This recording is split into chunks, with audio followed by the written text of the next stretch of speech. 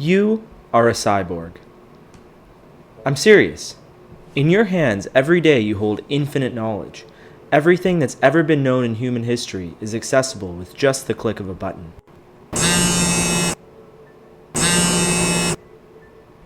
Have you ever felt your phone vibrate when it really didn't?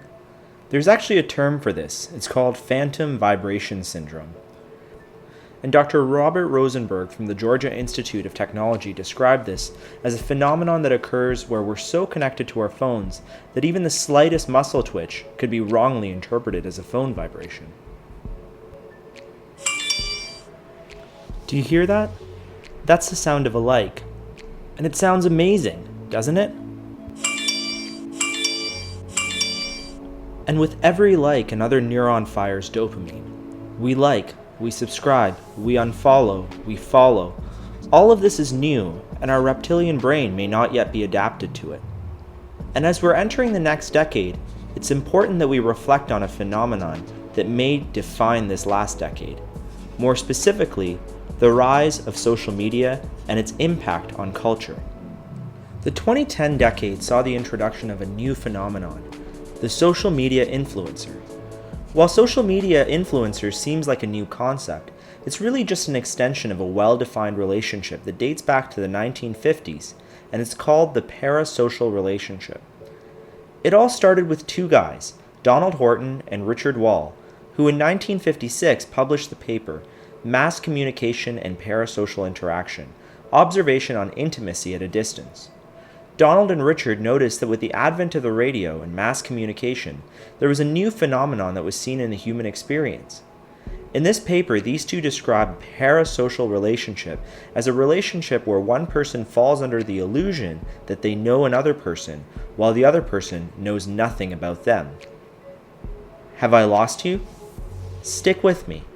Have you ever wondered what a movie character, a celebrity, or a TV personality would do, even when you're not watching them on screen? Or felt so close to a character that you felt like you've met them in real life? If you had one of these experiences, then you've already experienced a parasocial relationship.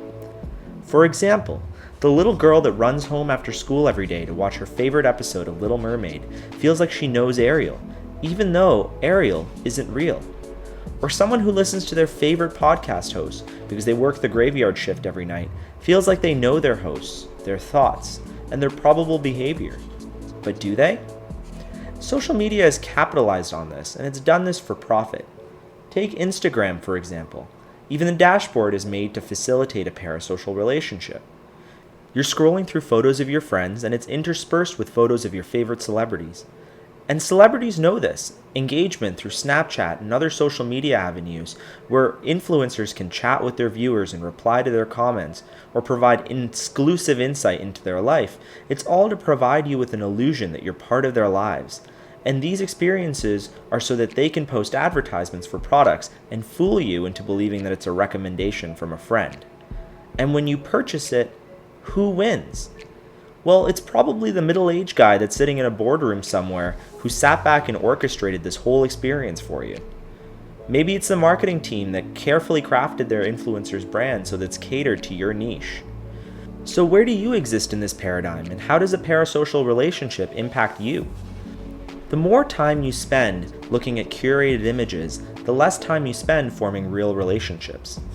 And it used to be that the internet was an escape from reality, but now reality seems to be an escape from the internet.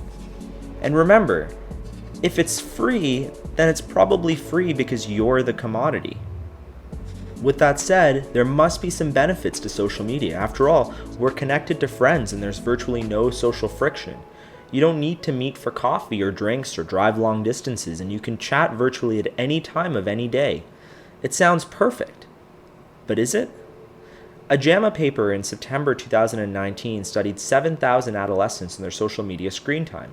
The study found that those who spent more than 30 minutes per day on social media were more likely to internalize their problems, and the authors postulated that maybe this had to do with the fact that extended use of social media actually makes people more lonely. A study in 2016 out of the University of Pittsburgh found that in a survey of 1,800 young adults, there was an association between increasing social media use and increased depression. And it's not surprising that studies have correlated social media use with negative body image, with applications like Facetune giving the user an opportunity to tweak every imperfection. We've moved culturally towards presenting the world with a more doctored and curated version of ourselves.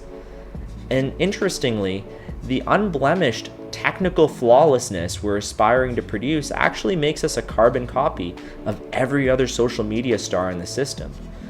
And we lose our individuality. And you know what? Maybe we're just confusing connectedness with homogeneity. But does it have to be this way? We know that social media is powerful, can be used to share information and mobilize people. We saw this in 2011 with the Arab Spring protests. We see this with creatives who use social media as an avenue to market their work. Social media isn't evil, but there's definitely a method to this tool. It's a tool that's used by big businesses to manipulate your liberty, just as much as it's a tool used by you to share your favorite content.